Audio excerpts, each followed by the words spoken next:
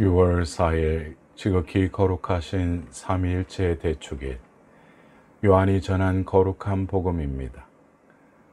하나님께서는 세상을 너무나 사랑하신 나머지 외아들을 내주시어 그를 믿는 사람은 누구나 멸망하지 않고 영원한 생명을 얻게 하셨다. 하나님께서 아들을 세상에 보내신 것은 세상을 심판하시려는 것이 아니라 세상이 아들을 통하여 구원을 받게 하시려는 것이다. 아들을 믿는 사람은 심판을 받지 않는다. 그러나 믿지 않는 자는 이미 심판을 받았다. 하나님의 외아들의 이름을 믿지 않았기 때문이다. 사랑하는 형제 자매 여러분, 우리는 전례력으로 예수님의 성천과 성령 강림에 이어 오늘 삼위일체 대축일을 지냅니다. 위격으로는 셋이요 본체로는 하나인 삼위일체 개념은 용어부터 생소하고 이해하기 힘듭니다.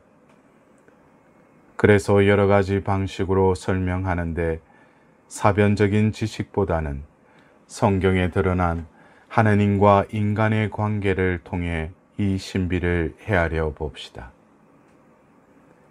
역사가 시작된 이래 인간은 자신의 한계를 체험하며 이 한계를 넘어서서 세상을 만드시고 다스리시는 존재에 대한 신앙을 갖게 되었습니다. 오늘 1독서에서는 하나님께서 모세에게 나타나시어 당신의 이름이 야훼이심을 선포하시는 장면을 전하고 있습니다. 노예살이에서의 해방을 체험한 히브리 사람들은 이 하나님을 섬기기 시작하였습니다. 그러나 세월이 갈수록 하나님의 모습이 점점 희미해졌습니다. 하나님이 만드신 세상에서 착한 사람이 고통을 당하고 악인이 득세를 하는 불의한 현실을 보며 하나님이 지혜롭고 정의로운 분이시면 어찌하여 이런 일이 있을까? 과연 믿고 인생을 맡길 수 있는 하나님께서 계실까 하는 의문도 생겼습니다. 그런 상황에서 예수님께서 나타나셨는데 이전과 다른 새로운 말씀을 전하셨습니다. 당시의 세상에서 하나님을 섬기는 길은 율법을 지키는 것으로 알고 있었는데 예수님은 법보다도 사람이 더 중요하다고 가르치셨습니다. 정의롭다는 이들에게 당신은 죄인을 부르러 왔다고 하시며 사랑과 용서를 가르치고 실행하셨습니다. 하나님께서는 성전에 계시다고 믿던 사람들에게 당신이 하나님의 성전이라고 이르셨습니다. 이승에서는 이런저런 어려움을 참고 지내다가 죽은 다음에야 하나님 나라를 갈 수 있다고 믿던 사람들에게 하나님 나라는 이미 사람들 가운데 와 있다고 가르치셨습니다. 가르치기만 한 것이 아니라 소경의 눈을 뜨게 하시고 중풍병자를 고치시고 마귀를 쫓아내시며 굶주린 이들에게 빵을 주셨습니다. 예수님을 두고 사람들은 이분이야말로 진짜 예언자, 다윗의 후손이신 메시아, 구원자, 종말의 심판관이신 사람의 아들 등으로 부르며 이제 사람이 제 모습을 찾는 하느님 나라가 다가오길 다들 알고 있었습니다. 그러나 이러한 기대는 예수님의 죽음으로 물거품처럼 사라져 버립니다. 자신들만이 하나님에 관한 지식을 독점하고 있다고 생각한 종교 지도자들과 하나님 나라가 세워지면 통치 권력을 빼앗길 것이라고 겁먹은 정치인들이 야합하여 예수님을 처형하였습니다. 모든 기대가 사라진 듯한 이 사건의 끝에 극적인 반전이 이루어졌습니다.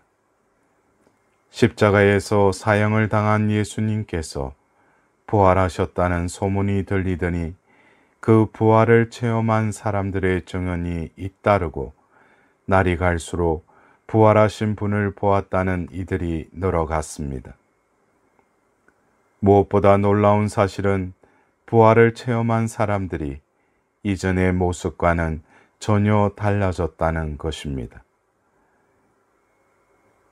예수님을 모르다던 소심한 사람들, 두려워 숨고 도망다니던 사람들이 돌변하여 감옥이든 순교든 목숨을 걸고 예수님을 증언하며 온전한 기쁨과 행복에 찬 생활을 하며 마치 살아생전에 예수님이 되돌아오신 것처럼 변화되었습니다. 어떻게 사람들이 저렇게 변화할 수 있을까요? 죽음도 두려워하지 않는 저 기쁨과 열정은 어디서 오는 것일까요? 성서 말씀에 비춰 이런 점들을 진지하게 농구하던 이들이 마침내 그 모든 사건을 풀 수 있는 열쇠를 발견하였습니다. 예수님 안에 하나님이 계셨구나.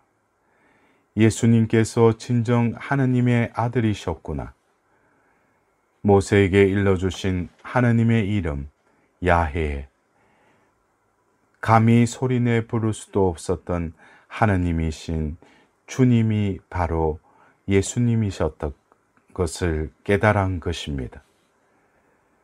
예수님과 하나님은 한 분이시고 그리고 하나님과 그 아들 예수님이 하나인 까닭은 예수님의 영과 하나님의 영이 하나이기 때문이었습니다. 이렇게 두 분을 하나로 엮어주시는 하나님의 영이자 예수님의 영이 성령이신 것입니다. 그분이 태초에 생명을 주시는 하나님의 숨이자 부활하신 예수님께서 숨을 불어넣으시며 받으라시던 성령이신 것입니다. 아버지 성부와 아들 성자, 그 두 분의 영이신 성령은 결국 하나임을 깨닫게 된 것입니다. 이 진리를 한 단어로 짧게 표현한 용어가 삼위일체입니다. 더욱이 삼위일체 신비는 인간과 무한한 사변적 이론이 아니라 그를 믿고 고백하는 이들을 그 신비에 참여시키는 신비입니다. 오늘 복음에서 예수님께서는 하나님께서는 세상을 너무나 사랑하신 나머지 외아들을 내주시어 그를 믿는 사람은 누구나 멸망하지 않고 영원한 생명을 얻게 하셨다라고 이르십니다. 즉 삼위일체는 성부, 성자, 성령만의 하나됨이 아니라 성부, 성자, 성령이 이루시는 일체 안에 그를 믿는 이들이 하나로 묶여지는 신비인 것입니다. 그리스도를 통하여 성령 안에서 하나님과 내가 하나가 될 때 겉에 나와 속에 내가 하나가 되는 것입니다. 겉보기에 희노애락을 겪으며 생로병사의 길을 가는 초라한 내 삶이 내적으로 참으로 존귀한 하나님 작품으로 드러나게 되는 것입니다. 겉의 나와 안의 내가 하나가 되어 나의 본 모습을 되찾게 되는 것입니다. 더 나아가 이웃과 내가 하나가 됩니다. 더불어 사는 세상 속에서 때로 미워하고 때로 야속하고 때로 그리운 나의 이웃과 내가 하나가 되어 이웃사랑이 완성되는 것입니다. 그리고 더 나아가 때로 아름답고 때로 놀랍고 때로 두려운 자연과 환경이 그것을 느끼는 나와 하나가 되어 우주의 신비가 밝혀지게 됩니다.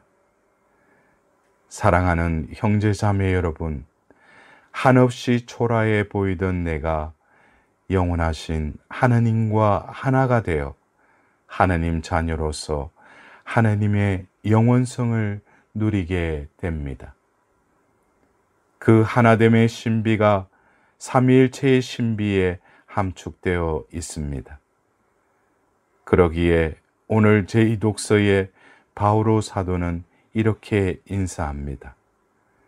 주 예수 그리스도의 연총과 하느님의 사랑과 성령의 친교가 여러분 모두와 함께 하기를 빕니다.